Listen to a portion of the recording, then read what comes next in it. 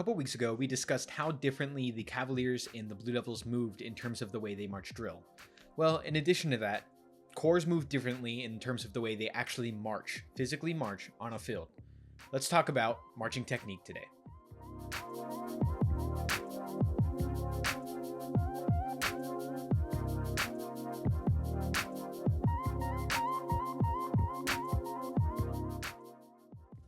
Cavaliers and Blue Devils march two different techniques, bent leg and straight leg.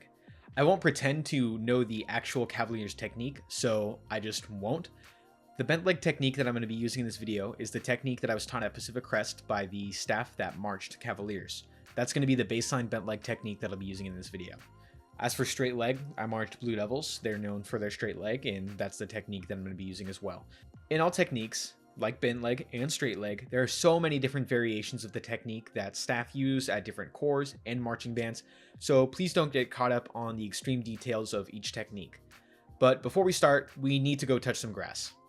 Fake grass, a lot of it. Your average American football field is going to have 4 key markings that'll help you during a field show. On the left and right of me, you'll see yard lines, which help you separate the field into 5-yard increments. In addition to that, you also have these yard markers, which I'll call inserts. They're going to separate that into single-yard increments. You're going to use these to help gauge your left and rights throughout a field show. You're also going to have numbers. On high school and NCAA fields, the numbers will remain in the same spot all the time. This part, which we refer to as the bottom of the numbers, is 11.25 steps from the sidelines. This part, which is the top of the numbers, is 14.5 steps from the front sidelines. You'll use these to gauge your front to backs when you're in front of a hash. Lastly, we have hashes. Hashes are different on high school, pro level, and NCAA fields, so you'll need to memorize them as your season progresses. Now that we've cleared the basics of the field, let's talk about technique. 99% of the time, drum corps are going to use an 8-5, or 8 steps over 5 yards.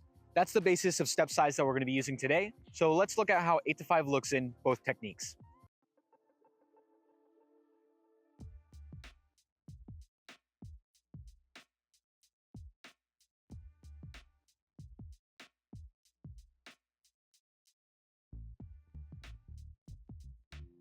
Let's slow it down and break down each movement that I'm making as I'm marching both techniques. Stopping at the first step, my motion is propelled by the push off of the back foot off of the platform of that foot. The weight in each step is 50-50 as I cross through. When I do cross through, my legs swing under, remaining straight the entire time. Then I stab or tendu into a first position halt. In bent leg, the weight transfer is completely different. As I take my first step, my weight should barely transfer forward, if at all, until the heel has made contact with the ground. Then, as I pass through, my entire body is over the dot that I'm supposed to be marching over. This continues all the way as I march across the field, and then when I come to a close, I do not tendu, but I take a normal step, and then roll down into a first position halt. Getting a closer view of the first step of straight leg, we see that the motion is immediately created by a push off of the back foot. The weight immediately begins transferring to the next foot and is not delayed like we see in bent leg. In bent leg, the initiation is created by a roll up of the left foot, which results in being kicked forward. The weight has not transferred yet and will not transfer until the E of the step that you are taking.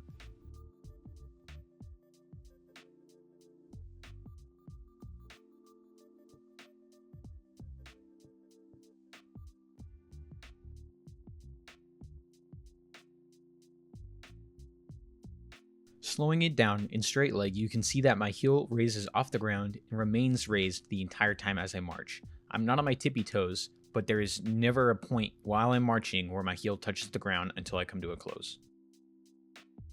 In bent leg, the transition is a little bit different. The crossing count looks the same as the forward bent leg technique, but the difference between this and the straight leg backwards is that the heel goes all the way to the ground.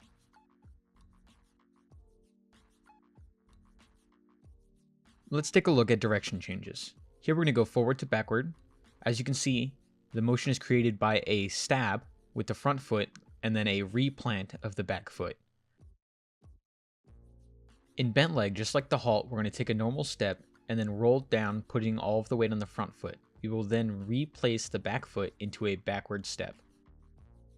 Direction changes are what I feel is the most important aspect of the differences between straight leg and bent leg. In straight leg here, you can see my weight is 50-50 with my body between my legs.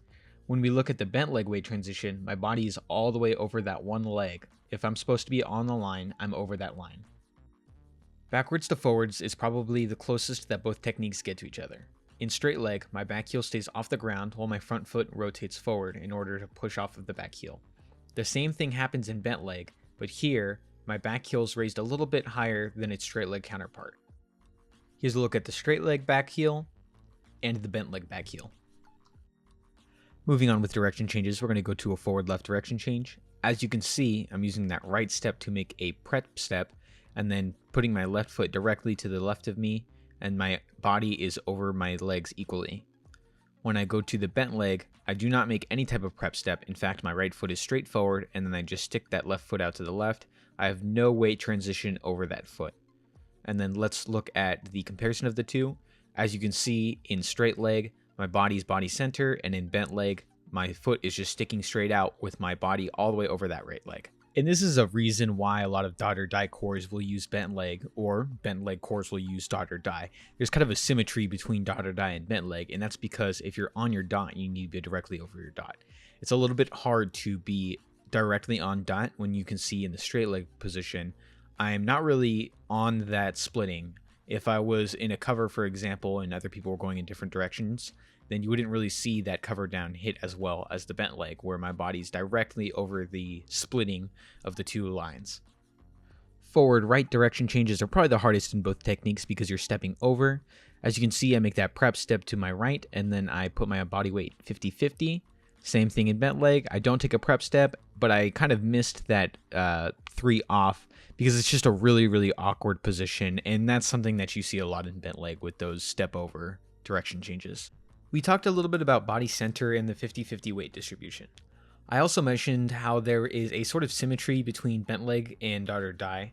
A quick side note here, when I say dot or die, I don't mean anyone that marched using dots. I mean people that marched dots and only dots without guiding or adjusting to the form at all. If you march somewhere where you were guiding or like somewhere in the middle, I'm going to group you in with form. The same goes for straight legs and more form style drill systems. In some situations, you may make adjustments to put yourself directly over your dot or body center rather than foot on dot. You make those adjustments because you are constantly adjusting to the people around you. It's not like you can't mix and match techniques and drill styles, but I would say that certain techniques are definitely tailored towards certain philosophies of marching. Now that I've gone through and broken down both techniques, let's discuss why people have preferences one way or the other. For one, and this is just my opinion, but I think it's a pretty common one, straight leg just looks better than bent leg, especially at slow tempos. To me, that is because straight leg is generally a lot easier to clean. There are much less moving parts, and the technique can pretty much be simplified down to flex your feet and keep your legs straight. The ease of description, in addition to the way it looks, is my guess as to why so many ensembles use straight leg over bent leg.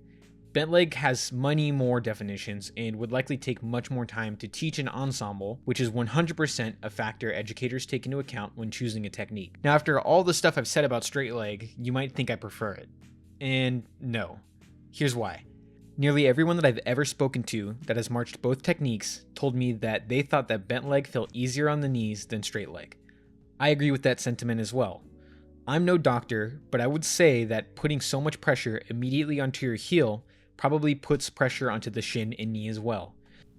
And I, along with many other straight leg marchers, feel that pain at the end of a season. Bent leg is a workout for sure, but I never felt as much soreness as I did when I marched straight leg. Maybe it's just me. Let me know what y'all think in the comments down below. That's all I have for today. Hopefully you enjoyed the video and got some good information out of it. If you did, be sure to like, subscribe, and leave a comment down below on what you think of bent leg and straight leg. And be sure to hit that notification bell to be reminded of when I post the next video. Other than that, I'll see you guys next time.